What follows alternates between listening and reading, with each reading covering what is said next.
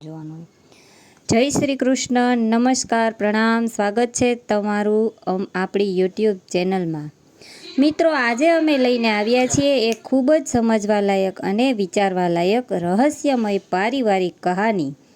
તો મિત્રો, આ કહાનીમાં એક ખૂબ જ મોટું રહસ્ય છે જે તમને કહાનીના અંતમાં સાંભળવા મળશે.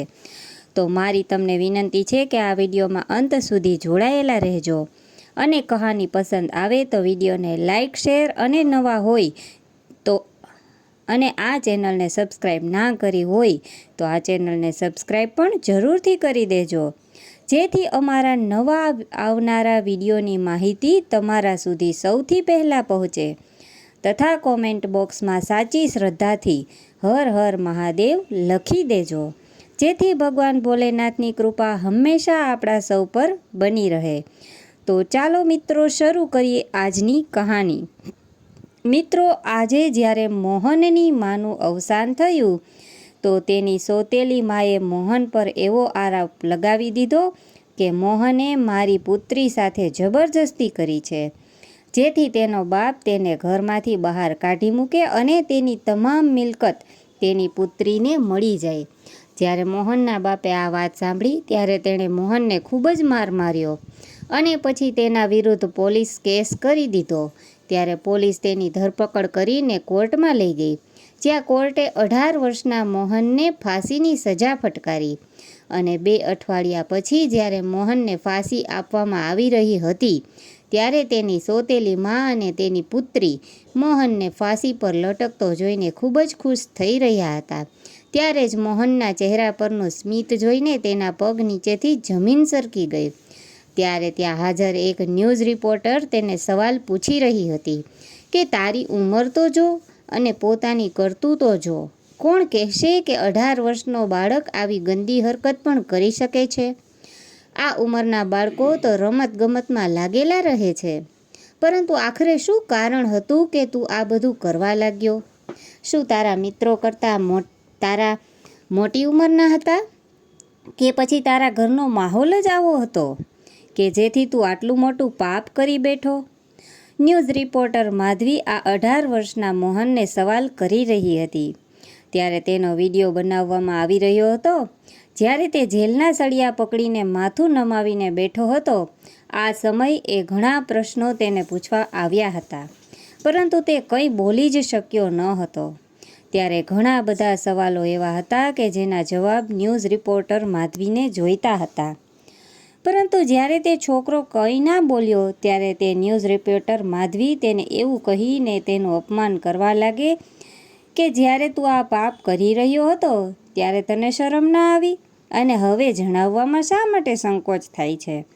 જોકે ત્યારે એક સાથે 2 અને પછી 3 વાતો વધુ ઉમેરતા એક રિપોર્ટ તૈયાર કરી દેવામાં આવ્યો હતો કે તે 18 વર્ષના મોહનને પોતાની સોતેલી બહેન અર્પિતાની ઇજ્જત પર હાથ નાખ્યો હતો. આ એવા શબ્દો હતા જે દરેક લોકોને તેના પ્રત્યે નફરત મહેસૂસ કરાવતા હતા. કોઈએ કલ્પના પણ નહોતી કરી કે આ 18 વર્ષનો બાળક આવું ગંદુ કૃત્ય પણ કરી શકે છે. મોહન ભલે 18 વર્ષનો હતો, પરંતુ તેનું શરીર ભરાવદાર હતું, તેથી તે તેની ઉંમર કરતાં મોટો દેખાતો હતો. તેનું સ્વસ્થ શરીર અને તેની શારીરિક રચના એવી હતી કે તે 18 વર્ષની ઉંમરે પણ 21 વર્ષનો આદમી લાગતો હતો. પછી તે ન્યૂઝ રિપોર્ટર તો ત્યાંથી નીકળી ગઈ હતી, પરંતુ મોહન એક ખૂણામાં બેઠો હતો. જે જેલમાં તે હાજર હતો તે સમયે ત્યાં તેની જેવા ઘણા બાળકો હાજર હતા, પરંતુ તે બધા તેનાથી દૂર બેઠા હતા. બધા તેના વિશે ખરાબ બોલતા રહેતા હતા. હવે અહીં આવ્યાને તેને 1 અઠવાડિયું વીતી ગયું હતું અને આ 1 અઠવાડિયું મોહન માટે કોઈ ભયાનક સપનાથી ઓછું નહોતું. એ અઠવાડિયા દરમિયાન તેણે પોતાના મોંમાંથી એક શબ્દ પણ નહોતો કાઢ્યો. જ્યારે રાત્રે બધા સૂઈ જતા ત્યારે તે બેસીને રડતો રહેતો અને પછી તે રોઈને પોતાની માને યાદ કરતો રહેતો હતો કે તેની મા આજે જીવતી હોત તો આજે તેની સાથે આ બધું ના થઈ શક્યું હોત. અને પછી એને એવો પણ ડર હતો કે 1 અઠવાડિયા પછી તેને ફાંસી પર લટકાવી દેવામાં આવશે, અને એ પણ એક એવા ગુના માટે કે જેના વિશે એણે ક્યારેય સપનામાં પણ નહોતું વિચાર્યું. મોહન અત્યારે સૂવા માટે પથારી પર આડો પડ્યો હતો. ત્યારે તેના કરતાં મોટી ઉંમરના અમુક લોફર પ્રકારના ગુનેગાર છોકરાઓ ત્યાં આવ્યા અને બીજે જ ક્ષણે તેને કોલર પકડીને પલંગ પરથી પાડી દેવામાં આવ્યો. અને એમાંથી એક છોકરો તેને કહેવા લાગ્યો કે અહીંનો હું દાદા છું, તેથી આ પલંગ પર ઉપર પણ હું જ સૂઈશ. તું જમીન પર આડો પડીને સૂઈ જા. ત્યારે કોઈની પણ સાથે દલીલ કર્યા વિના મોહન એક ખૂણામાં બેસી ગયો. તેના કપાળ પર હજુ પણ લોહી અને સોજાના નિશાન હતા, કારણ કે પહેલાં તો ગુનો કબૂલ કરાવવા માટે તેને ટોર્ચર કરવામાં આવ્યો હતો. મારના કારણે તેણે પોતે જ પોતાના મોઢે કબૂલ્યું હતું કે તેણે જ પોતાની સોતેલી બહેનની ઇજ્જત પર હાથ નાખ્યો છે. જોકે તે એટલો માસૂમ હતો કે તેને ખબર પણ નહોતી કે તેની ભૂલ શું છે, પરંતુ હાલમાં તેને મારથી બચવા માટે ગુનો કબૂલ કર્યો હતો. અને પછી કોર્ટમાં તેને એ સજા ફટકારવામાં આવી હતી કે તેને ફાંસી આપવામાં આવશે.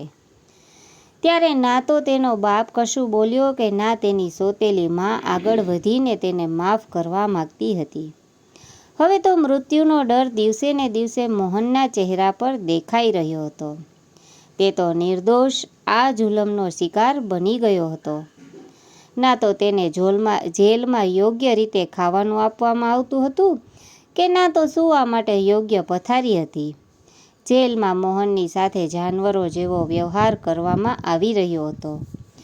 તેની સાથે હાજર છોકરાઓ તેને એમ કહીને અપમાનિત કરતા રહેતા હતા કે અમે તો ફક્ત ચોરી કરી છે, તેથી જેલમાં આવ્યા છીએ, પરંતુ તું તો કેટલો હરામી છે. પોતાની બહેન સાથે જ સોતેલી હતી, પરંતુ હતી તો બહેન ને, પણ તે તેની ઇજ્જત પર હાથ નાખી દીધો. તારા જેવા વ્યક્તિને તો કાપીને કૂતરાને ખવડાવી દેવો જોઈએ. આટલું કહ્યા પછી જેલના બધા જ છોકરાઓ મળીને મોહનને મારવા લાગ્યા. ટીકાપાટુના મૂંઢમાંથી તેના નાકમાંથી પણ લોહી નીકળવા માંડ્યું હતું. ત્યારે હવાલદાર દૂર બેસીને આ દ્રશ્ય જોઈ રહ્યો હતો. તે પણ મોહન સાથે નફરત કરતો હતો, પરંતુ જ્યારે તેને તેના પર થોડી ઘણી દયા આવી ત્યારે તેણે બીજા છોકરાઓને ભગાડ્યા હતા. પછી તેણે કોઈ નિર્જીવ વસ્તુઓની જેમ મોહનને ઢસડીને એક ખૂણામાં ફેંકી દીધો અને તેના ચહેરા પર પાણી નાખ્યું અને વિચારવા લાગ્યો કે હોશમાં આવે તો ઠીક છે, નહીંતર ઉપાડીને લઈ જાઓ તેને જેલની હોસ્પિટલમાં. એ રાત્રે પણ મોહનને ઈજાથી પીડા થઈ રહી હતી અને રડી રહ્યો હતો. તેને તે સમયે યાદ આવવા લાગ્યું કે જ્યારે તેની માનું અવસાન થયું હતું, તેણીનું હાર્ટ એટેકથી મૃત્યુ થયું હતું. ત્યાર પછી મોહનના ઉછેર પર ઘરની સંભાળ રાખવા માટે મોહનના પિતાજી અને બીજા લગ્ન કર્યા. તેને એ સમય યાદ હતો જ્યારે તેના પિતા તેના પર પોતાનો જીવ કુરબાન કરતા હતા. ત્યારે મોહનથી મહત્વનું તેના માટે કંઈ જ હતું નહીં, પરંતુ જ્યારે મોહનની નવી માનો ઘરમાં આવી હતી, દુલ્હન બનીને તેના પિતા રૂમમાં બેઠી હતી, ત્યારે મોહનના પિતાએ મોહનનો હાથ પકડી તેને પોતાના રૂમમાં લઈ આવ્યા હતા, જ્યાં તેની નવી માં દુલ્હન બનીને બેઠી હતી.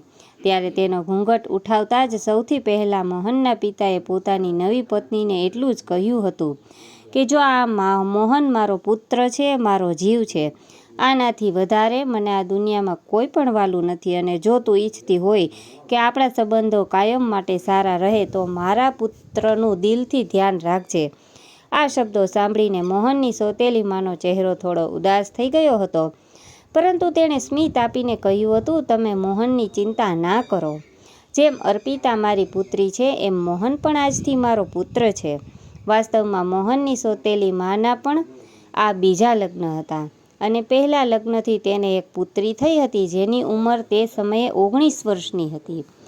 તે રાત્રે સોતેલી માએ મોહનના પિતાને એ જ કહ્યું કે હું બંને બાળકોને પૂરા દિલથી ધ્યાન રાખીશ, પરંતુ થોડા દિવસો સુધી તેણે બંને બાળકો પ્રત્યે સમાન વલણ જાળવી રાખ્યું હતું, અને પોતાની પુત્રીને પણ એ અહીંયા એવું સમજાવીને લાવી હતી કે પોતાના બાપ અને ભાઈ પ્રત્યે સારું વલણ રાખશે. પણ જેટલો મોહન માસૂમ અને નિર્દોષ છોકરો હતો, એટલી જ અર્પિતા ખરાબ છોકરી હતી.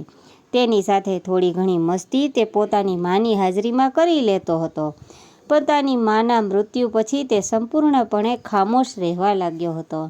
તેનો સ્વભાવ એટલો બદલાઈ ગયો હતો કે કોઈ કામકાજ હોય તો જ તે બોલતો, નહીંતર ના તો તેના મિત્રો સાથે રમતો કે ના તો ઘરની બહાર જતો હતો, પરંતુ પોતાની રૂમમાં જ બેસીને પોતાનો અભ્યાસ કરતો રહેતો હતો.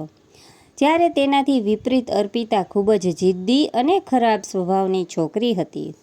તે દરેક વખતે પોતાની માને કંઈક ને કંઈક ફરમાઈશ કરતી રહેતી કે જ્યાં સુધી આપણે મામાના ઘરે હતા ત્યાં સુધી કોઈ પસંદગીની વસ્તુ ખાઈ પી શકતી ન હતી કે ના કોઈ પસંદગીના કપડાં પહેરી શકતી હતી. પરંતુ હવે તો તે લગ્ન કરી લીધા છે, તારો પતિ આવી ગયો છે, કમસે કમ હવે તો મને રોજ મારી પસંદગીનું ખાવાનું બનાવી આપ અને મને નવા કપડાં લાવીને આપ. આટલું સાંભળ્યા પછી તેની મા તેને ઠપકો આપતા બોલી કે નાલાયક, તું પોતાની જીભને તો કાબૂમાં રાખ. જોતી નથી કે મોહન કેટલો સારો છોકરો છે અને તું એવી જ રીતે રહેવાની કોશિશ કર. જો અહીં આ તારા બીજા પપ્પાને ખબર પડી ગઈ કે હું વિધવા નથી, પરંતુ મેં મારા પહેલા પતિ સાથે છૂટાછેડા લીધેલ છે, તો ના જાણે ઘરમાં કેવી કયામત ઊભી થઈ જશે. ત્યાં પણ તારી અને મારી આવી હરકતોથી તારા સગા બાપે આપણને રાખવાની ના પાડી દીધી હતી, અને અહીંયા પણ જો એવા પ્રકારની હરકતો કરી છે તો ના જાણે આપણે શું થશે.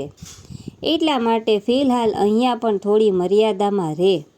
અર્પિતા પણ થોડી વાર ચૂપ રહી હતી, પરંતુ જ્યારે તેણે માસૂમ અને નિર્દોષ મોહનને જોયો તો તે તેના પર હસતી રહેતી અને તે મોહનને હેરાન કરવાની તક શોધવા લાગી. તે દિવસે મોહન પોતાનું લેસન કરી રહ્યો હતો. તેને ના તો અર્પિતામાં દિલચસ્પી હતી, ના તો પોતાની નવી માં. તે બેસીને કામ કરી રહ્યો હતો કે જ્યારે તેને બાથરૂમ જવાની જરૂર લાગી અને જેવો જ તે ઊભો થઈને વોશરૂમમાં ગયો તો પાછળથી અર્પિતા તેના રૂમમાં ગઈ અને ત્યાં જઈને તેના હોમવર્કના પાનાને ફાડીને કચરામાં ફેંકી દીધા. જ્યારે મોહન પાછો આવ્યો અને પોતાનો ચોપડો જોયો તો થોડો ગભરાઈ ગયો અને કહેવા લાગ્યો કે હમણાં જ તો મેં એટલી મહેનતથી અહીંયા હોમવર્ક લખ્યું હતું, તે ક્યાં ગયું? તેનો અવાજ સાંભળીને તેની સોતેલી માં પણ તેની પાસે પહોંચી ગઈ અને કહેવા લાગી કે શું મતલબ, ક્યાં જઈ શકે છે તારું હોમવર્ક? અહીંયા કોઈ બિલાડી કે વાંદરો થોડો હતો કે જે કૂદીને અહીંથી ત્યાં જતો રહ્યો. આ ચોપડામાં તો તે લખ્યું હતું, આમાં જ જોઈ લે. પરંતુ મોહન સંપૂર્ણપણે ગભરાઈ ગયો હતો. જ્યારે તેણે સમગ્ર ચોપડાની ચકાસણી કરી પણ તેણે જે હોમવર્ક લખ્યું હતું તે ક્યાંય હાજર નહોતું. બીજી ક્ષણે મોહને કહી દીધું કે મારા ચોપડામાંથી કોઈએ હોમવર્કના પેજ ફાડી નાખ્યા છે. આટલું સાંભળતા જ તેની સોતેલીમાં કહેવા લાગી, તારો કહેવાનો શું મતલબ છે? તું અમારા પર આરોપ લગાવી રહ્યો છે? બીજી જ ક્ષણે મોહને અર્પિતાને જોઈ હતી અને કહેવા લાગ્યો, હા, અહીંયા ફક્ત અર્પિતા જ હાજર હતી, તેથી કદાચ આ કામ અર્પિતાનું જ છે એવું તેણે લાગી રહ્યું હતું. ત્યારે જાણે અર્પિતાને તો જાણે લડવાનો મોકો જોઈતો હતો. તે ઊભી થઈને તેની સાથે લડવા લાગી કે આ તું શું બકવાસ કરી રહ્યો છે? મને શું મળવાનું છે તારા હોમવર્કના પેજ ફાડીને? કોઈ કારણ વગર મારા પર આરોપ ના લગાવ. તે જ સમયે મોહનના પિતાજી ઘરે આવી ગયા હતા. જ્યારે આખો મામલો તેની નજર સામેથી પસાર થયો તો તે કહેવા લાગ્યા કે હોય ન હોય કોઈએ આ કૃત્ય કર્યું જ છે. મોહને પોતે તો પોતાની મહેનતથી લખેલું હોમવર્ક તો ફાડ્યું નહીં હોય. જોકે અત્યારે જે થવાનું હતું એ થઈ ગયું. પછી મોહને પોતાના હાથ વડે આખી રાત જાગીને ફરીથી તે હોમવર્ક પૂરું કર્યું, કારણ કે આવતીકાલે કોઈપણ સંજોગોમાં તેને હોમવર્કના તેના ટીચરને બતાવવાનું હતું. એ પછી તો અર્પિતાએ એવી જીદ પકડી કે જે શર્ટ મોહનને પસંદ હતો તે કાં તો ફાટેલો મળતો અથવા તો પછી પ્રેસ દ્વારા બળી ગયેલો મળતો. હવે તો મોહનને પાકી ખાતરી થઈ ગઈ હતી કે અર્પિતા જ તેનાથી ઈર્ષા રાખે છે અને તેની વસ્તુઓને ખરાબ કરી રહી છે. એક દિવસ જ્યારે તેણે અર્પિતાને પોતાના હાથ વડે તેના સ્કૂલ યુનિફોર્મ પર રંગ નાખતા જોઈ તો તે એકદમ ગુસ્સે થઈ ગયો અને કહેવા લાગ્યો કે હવે હું તારી ફરિયાદ પિતાજીને કરીને જ રહીશ. તે તો હવે હદ પાર કરી દીધી છે. આજ સુધી મારું જે કાંઈ પણ નુકસાન થયું તેમાં તારો જ હાથ છે. હવે હું જાણી ગયો છું. હવે હું તને બિલકુલ નહીં છોડું. તે દિવસે મોહનના પપ્પા જ્યારે ઘરે આવ્યા તો તેણે તેના પપ્પાને સંપૂર્ણ ફરિયાદ કરી હતી કે અર્પિતા મારી સાથે આવું વર્તન કરે છે. જ્યારે કડકાઈથી મોહનના પિતાએ અર્પિતાને આ વિશે પૂછ્યું તો તેણે પોતાનું માથું નીચે નમાવી દીધું હતું અને પછી તો મોહનના પપ્પાએ બંને મા દીકરીને ખૂબ જ અપમાનિત કર્યા હતા કે ફરીથી તમે લોકોએ જો મારા પુત્રને હેરાન કર્યો તો જોજો હું તમારા લોકોનો શું હાલ કરું છું. મારે એક સેકન્ડ નહીં લાગે મને તારી મા સાથે સંબંધ તોડવામાં અને ધક્કા મારીને આ ઘરમાંથી કાઢવામાં. તમે લોકો જાણતા નથી મારી બધી સંપત્તિ, મારી બધી મિલકત મારા પછી મારા પુત્ર મોહનની છે. જો ફરીથી મને આ પ્રકારની કોઈ પણ ફરિયાદ મળી તો મારાથી ખરાબ કોઈ નહીં હોય. તે સમયે તો મોહન પોતાના રૂમમાં જતો રહ્યો અને અર્પિતા અને તેની મા પણ પોતાના રૂમમાં જતી રહી. પરંતુ થોડીવાર પછી જ્યારે અર્પિતા અને તેની મા પોતાના રૂમમાંથી બહાર આવ્યા તો બંને રડી રહ્યા હતા અને રડતા રડતા તે બંને મોહન પાસે ગઈ અને તેના પગે પડીને માફી માગવા લાગી કે અમને માફ કરી દે. અમે તારી સાથે ખૂબ જ ખોટું કર્યું છે. હું અર્પિતાને ખૂબ જ મારીશ. જો તું કહીશ તો હું અર્પિતાને હોસ્ટેલમાં મોકલી દઈશ. જ્યારે મોહને પોતાની સોતેલી મા અને અર્પિતાને પોતાના પગે પડતા જોયા તો મોહન પાછળ હટી ગયો અને તેમને ઉઠાવીને કહેવા લાગ્યો કે તમે લોકો આ બધું ના કરો. હું દિલથી તમારી ઇજ્જત કરું છું. તેથી બસ તમે મારી બાબતોમાં દખલ ના કરશો. મને એ બધું સારું નથી લાગતું. રમવું અને મજાક કરવી તેની જગ્યાએ, પરંતુ મારું નુકસાન કરીને ના જાણે અર્પિતાને શું રાહત મળે છે. જોકે તે દિવસે તો મોહનને માફ કરી દીધા હતા. એ પછી અર્પિતાનું વર્તન મોહન સાથે સુધર્યું હતું. જ્યારે તેની સોતેલી મા પણ હવે તેનું ધ્યાન રાખવા માંડી હતી. આમ પોતાની સોતેલી મા અને સોતેલી બહેનના વર્તનમાં એકાએક બદલાવ જોઈને મોહનને કંઈક ખટકવા લાગ્યું હતું કે આખરે તેઓ એકાએક કેવી રીતે બદલાઈ શકે. થોડા અઠવાડિયા આમ જ વીતી ગયા. ઘરમાં શાંતિ હતી. તેથી મોહનના પપ્પા પણ ખુશ થઈ ગયા હતા. પોતાની પત્ની અને સોતેલી પુત્રી અર્પિતા પ્રત્યે તેમનું વર્તન સારું થઈ ગયું હતું. તે જે કાંઈ વસ્તુ મોહન માટે લાવતા તે અર્પિતા માટે પણ લાવતા હતા. પરંતુ એ વાત હવે અર્પિતા અને તેની માના મનમાં ખટકવા લાગી હતી કે તેની બધી મિલકતનો માલિક મોહન હશે. બસ એવો કોઈ રસ્તો મળી જાય કે આ મિલકતમાં અર્પિતાને પણ હિસ્સો મળી શકે. કંઈક ને કંઈક તો તેના હાથમાં આવવું પણ જોઈએ. આખરે તે પણ તો આ ઘરમાં રહેતી હતી. આટલા મોટા ઉદ્યોગપતિની પત્ની હતી. ભલે અર્પિતા નાની ઉંમરની હતી, પરંતુ લાર્જમાં તો તે પોતાની મા પર ગઈ હતી. સારું પહેરવું, ઓઢવું અને ખાવું, હાથમાં પૈસા હોવા તે તો જાણે તેની પહેલી ઈચ્છા હતી. પછી બંને મા દીકરીએ જે ખેલ રચ્યો તે કોઈની પણ કલ્પનાની બહાર હતો. એક દિવસ મોહન પોતાના રૂમમાં જ બેસીને અભ્યાસ કરી રહ્યો હતો. સવારે તેનું પેપર હતું. તે બેઠો હતો જ્યારે તેની સોતેલી મા તેના માટે બદામ અને પિસ્તાનું દૂધ લઈને આવી હતી અને મોહનને કહેવા લાગી કે લે બેટા, આ દૂધ પી લે. ત્યારે મોહન પોતાની સોતેલી માની આટલી મહેરબાની સમજી નહોતો શક્યો અને થોડો તે અભ્યાસમાં પણ વ્યસ્ત હતો. એટલે તેણે તે દૂધનો ગ્લાસ લઈ લીધો અને દૂધનો ગ્લાસ પીધા પછી જેવો જ તેણે બાજુમાં ટેબલ પર મૂક્યો અને પાછી પોતાની નજર પુસ્તક ઉપર નાખી તો તેણે બધું ઝાખું ઝાખું દેખાવા લાગ્યું. લખેલા શબ્દો બબે દેખાવા લાગ્યા. એવું લાગતું હતું કે જાણે તે પોતાનો હોશ ગુમાવી બેઠો હોય. થોડીવાર પછી જ મોહન બેહોશ થઈ ગયો હતો અને ગાઢ નિંદ્રામાં જતો રહ્યો હતો.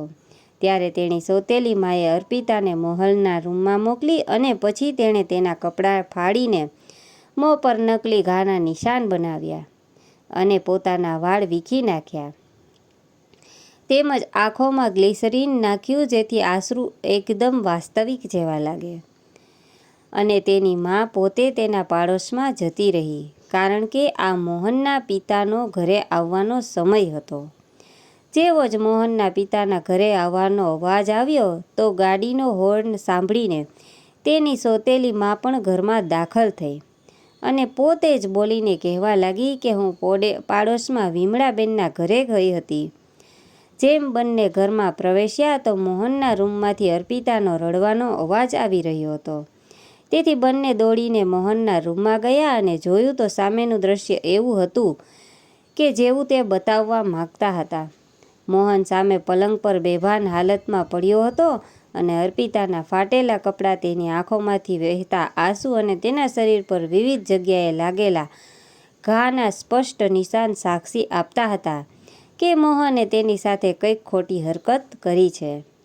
આટલું જોતાં જ મોહનના પિતા એકદમ ગુસ્સે થઈ ગયા અને તેની સોતેલી મા મોટેથી ચીસો પાડતા અને રડતા રડતા તેની પુત્રીને ગળે લગાવી લીધી અને ચીસો પાડીને કહેવા લાગી કે તારી એટલી હિંમત કે મારી દીકરીની ઇજ્જત લૂંટી લીધી. આ હેવાને મારી દીકરીની ઇજ્જત લૂંટી દીધી અને તને જરાય શરમ ના આવી તારી બહેન સાથે આવું કરતા? તેને તો સંબંધની બિલકુલ પરવા જ નથી. જ્યારે મોહનના પિતાએ અર્પિતાની આવી હાલત જોઈ તે ગુસ્સાથી લાલચોળ થઈ ગયા અને મોહનના ગાલ પર ઘણા બધા થપ્પડ મારી દીધા.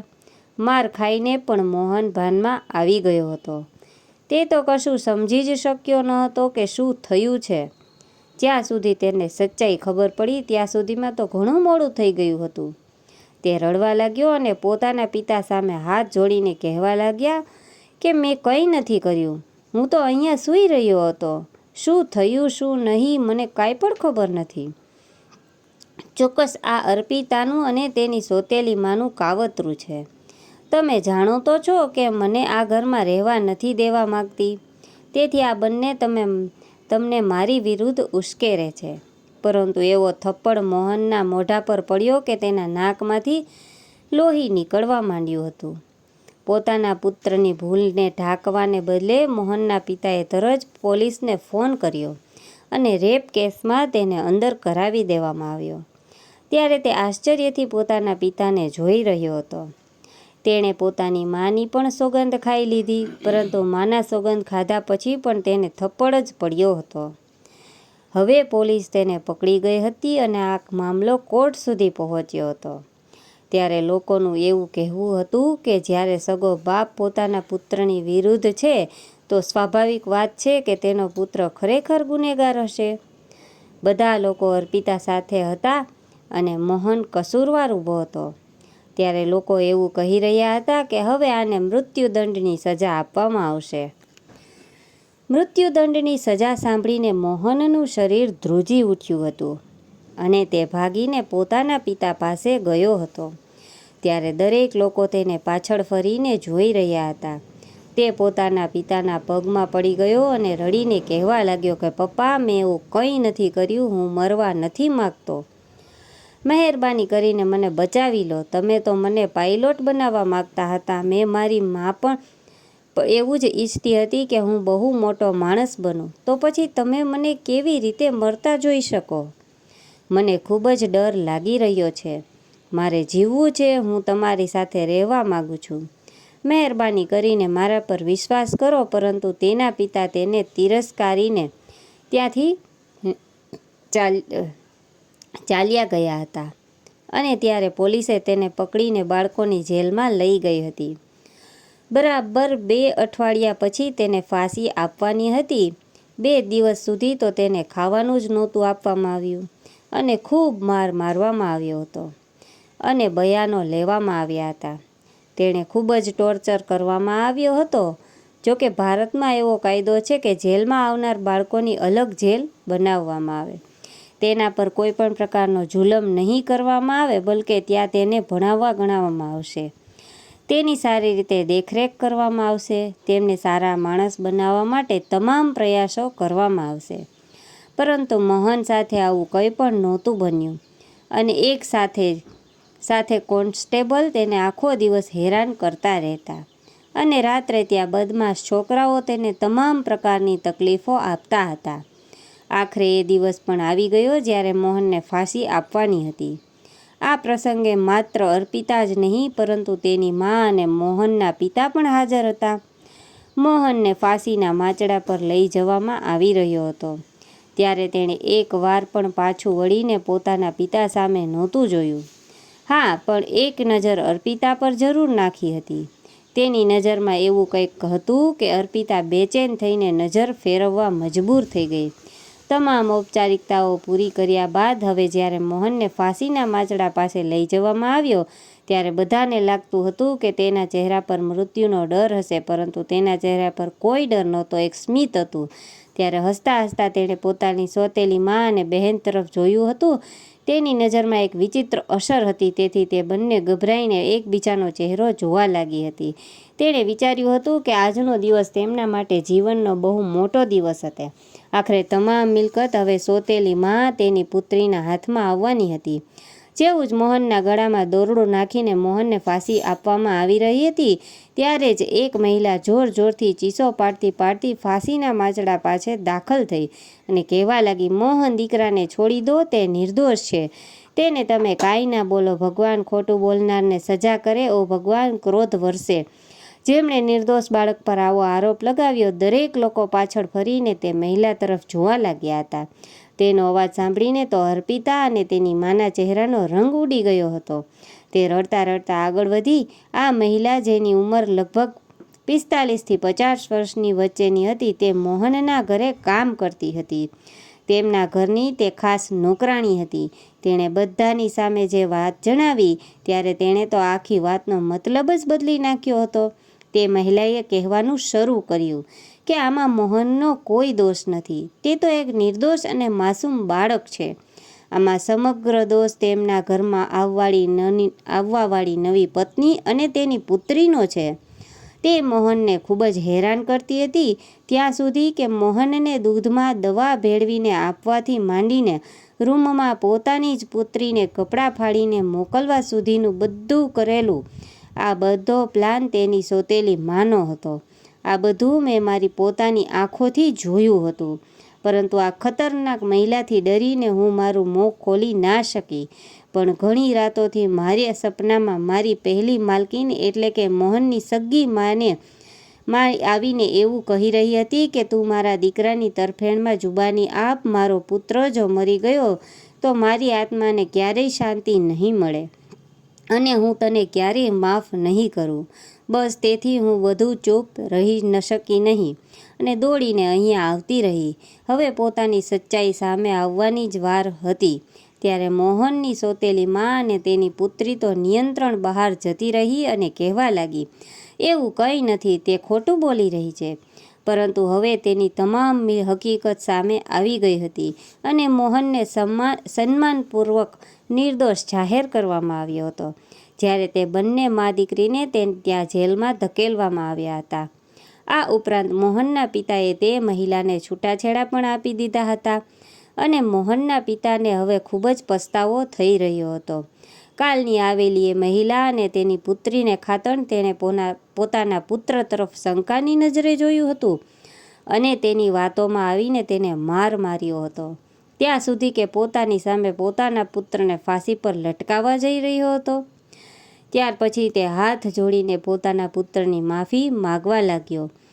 ત્યારે મોહને પોતાના પિતાના હાથ પકડી લીધા અને તે ખૂબ જ ભાંગી પડ્યો હતો કે તેનો બાપ જે દુનિયામાં લોકોની વાતોમાં આવીને તેને ફાંસી સુધી પહોંચાડવાનો હતો. એક લાંબો સમય લાગ્યો હતો મોહનને તેના પિતા સાથે ફરીથી વાત કરવામાં. આ ઘટના બાદ મોહનના પિતાએ ફરીથી લગ્ન નહોતા કર્યા.